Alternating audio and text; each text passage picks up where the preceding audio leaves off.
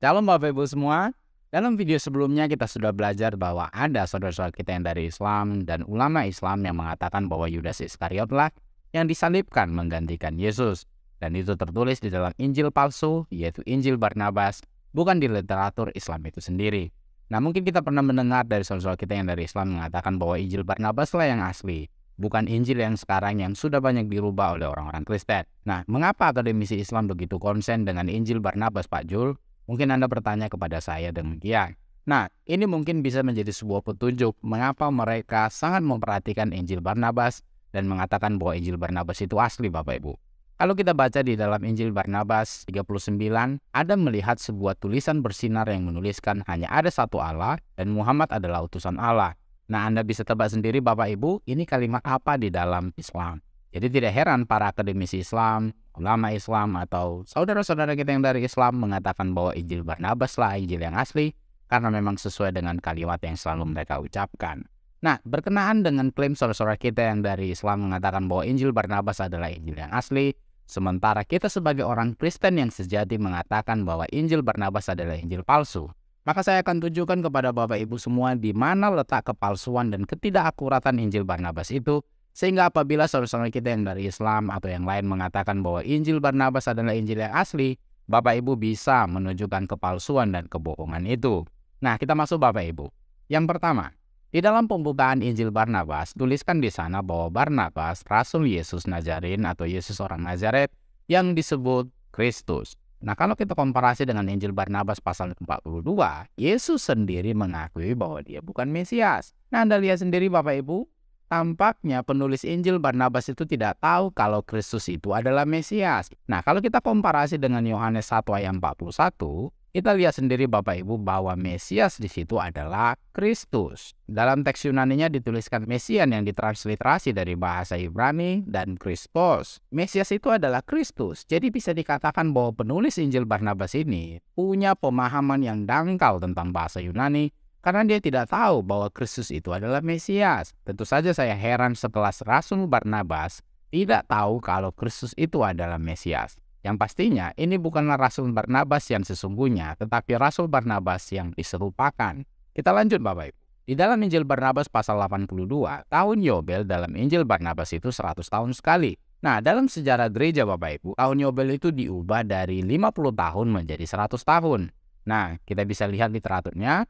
Di dalam Becker Encyclopedia of Christian Apologetics, dalam Injil Barnabas, tahun Yobel itu setiap 100 tahun, bukan 50 tahun. Deklarasi kepausan mengubah tahun Yobel dari 50 tahun menjadi 100 tahun pada tahun 1343. Nah, itu berarti bahwa Injil Barnabas ditulis setelah tahun 1343. Kita lanjut. Penulis Injil Barnabas hanya mengutip Yesus yang berbicara tentang tahun Yobel yang akan datang setiap 100 tahun. Nah, ini bisa dipastikan bahwa dia mengetahui keputusan Paus Bonifasius. Penulis Injil Barnabas ini tentu saja bisa mengetahui keputusan ini kalau dia hidup pada waktu yang sama dengan Paus Bonifasius atau setelah zaman Paus Bonifasius. Ini menyimpulkan bahwa Injil Barnabas tidak mungkin ditulis lebih awal dari abad ke-14 Masehi. Selain itu, Injil Barnabas menggunakan teks dari terjemahan Alkitab Vulgate Latin Katolik Roma abad ke-4. Contoh lain adalah pengikut yang berutang sebagian hasil panennya kepada tuannya merupakan gambaran feodalisme pada abad pertengahan.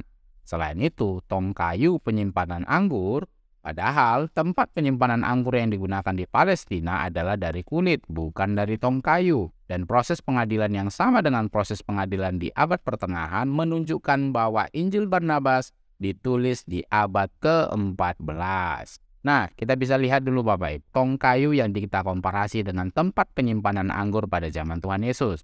Di dalam Injil Barnabas 152, segera setelah itu para prajurit terguling keluar dari bait suci, seperti satu gulungan tong dari kayu ketika dicuci untuk diisi ulang dengan anggur. Nah, tong kayu tempat anggur itu ada di abad pertengahan Bapak Ibu, bukan di abad pertama di zaman Tuhan Yesus pada waktu dia menjadi manusia di Yudea atau di Palestina. Nah, kalau di zaman Tuhan Yesus, anggur itu diisikan atau disimpan ke dalam kantong kulit, bukan ke dalam tong kayu. Kita bisa temukan di dalam Matius 9 ayat 17. Begitu pula anggur yang baru tidak diisikan ke dalam kantong kulit yang tua. Nah, kelihatan sekali Bapak Ibu kepalsuannya. Ibaratnya seperti ini kalau saya ilustrasikan. Nah, saya katakan kepada Bapak Ibu bahwa saya membeli permen pakai pecahan Rp100 warna merah pada tahun 1970. Uangnya seperti ini. Meskipun tidak ada tahun dicantumkan pada gambar ini, tetapi Bapak Ibu yang hidup di tahun 1970 tentu saja tahu bahwa ini bukan pecahan Rp100 di tahun 70. Ini adalah pecahan Rp100 di tahun 70. Meskipun sama-sama berwarna merah, nominalnya sama. Tetapi kita bisa lihat tahun 1970 tidak ada uang seperti ini. Apakah Anda mempercayai statement saya ketika saya katakan saya membeli permen dengan pecahan Rp100 pada tahun 1970 sementara uang itu beredar setelah tahun 1992? Tentu saja tidak. Nah, hal yang sama dengan Injil Barnabas, Bapak Ibu. Tempat penyimpanan anggur pakai tong kayu katanya di sana itu ada di abad pertengahan. Bukan di zaman Tuhan Yesus. Dari situ saja sudah kelihatan kebohongan dan kepalsuannya, Bapak Ibu. Nah, masih belum selesai. Kita lanjut lagi. Di dalam Injil Barnabas dikatakan Yesus lahir ketika Pilatus menjadi gubernur. Padahal Pilatus belum menjadi gubernur sampai tahun 26 atau 27 Masehi. Dikatakan lagi, Yesus berlayar ke Nazaret, padahal Nazaret tidak terletak di tepi pantai. Demikian pula, Injil Barnabas memuat pernyataan yang berlebihan seperti menyebutkan 144.000 nabi dan 10.000 nabi dibunuh oleh Isabel. Nah, saya ambil contohnya dulu Bapak Ibu, berkenaan dengan Pilatus yang dikatakan adalah gubernur pada saat Tuhan Yesus lahir. Di dalam Injil Barnabas pasal yang ketiga, dituliskan di sana, Yesus lahir pada saat Pilatus menjadi gubernur.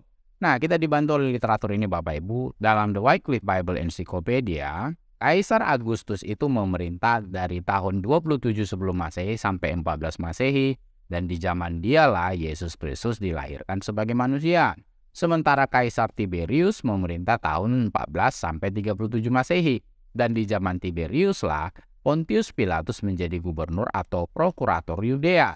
Artinya, di zaman Tiberius Tuhan Yesus sudah memulai pelayanannya, bukan dilahirkan. Nah, kita bisa lihat perbandingannya Bapak Ibu di dalam Lukas 2 ayat 1 dan Lukas 3 ayat 1. Di dalam Lukas 2 ayat 1, pada waktu itu Kaisar Agustus mengeluarkan sebuah perintah, menyuruh mendaftarkan semua orang di seluruh dunia. Nah, ini berkenaan dengan pada waktu kelahiran Yesus Kristus. Kita maju satu pasal, Lukas pasal yang ketiga ayat yang pertama. Dalam tahun ke-15 dari pemerintahan Kaisar Tiberius, ketika Pontius Pilatus menjadi wali negeri Yudea dan seterusnya. Kelihatan bukan Bapak Ibu kalau si penulis Injil Barnabas tidak melek sejarah.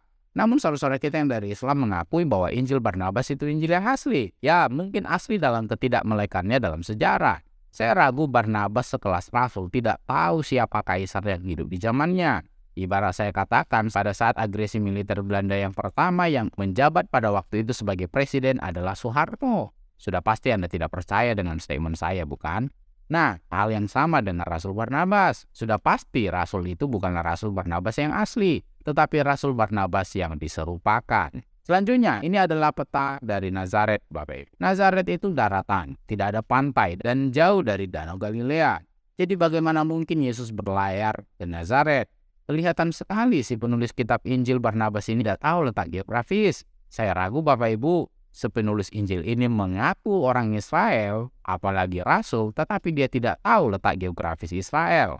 Jadi sebenarnya masih banyak kepalsuan dan kebohongan Injil Barnabas ini Bapak Ibu. Namun setidaknya Bapak Ibu bisa melihat sendiri bagaimana Injil Barnabas ini yang diklaim asli oleh saudara-saudara kita yang dari Islam malah menunjukkan kepalsuan dan ketidakakuratannya.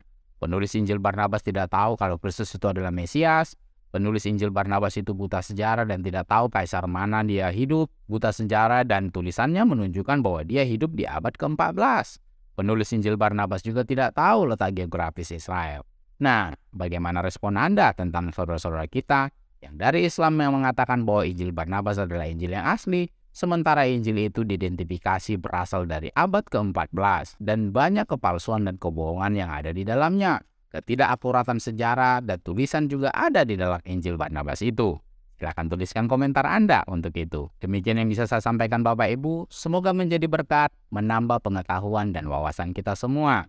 Dalam video selanjutnya kita akan membahas ketika ulama Islam atau umat Islam menerima atau mengakui Injil Barnabas itu benar, maka mereka harus siap menerima bahwa Al-Quran itu salah. Tinggal pilih mau pakai Al-Quran atau pakai Injil Barnabas. Tidak mungkin kedua-duanya dianggap benar. Karena ketika kedua-duanya dianggap benar, itu yang saya katakan sebagai teologi maling atau teologi pemulung. Jika Anda terberkati dengan konten-konten edukasi dalam channel ini, dukung channel ini Bapak Ibu, bantu channel ini supaya kita bisa membeli banyak literatur yang dapat mengedukasi banyak orang. Channel tidak biasa, channel edukasi Kristen dan Murtadin, bagi kemuliaan Kristus di Indonesia maupun di bangsa-bangsa. Jangan benarkan yang biasa, tapi biasakanlah yang benar. Tuhan Yesus memberkati.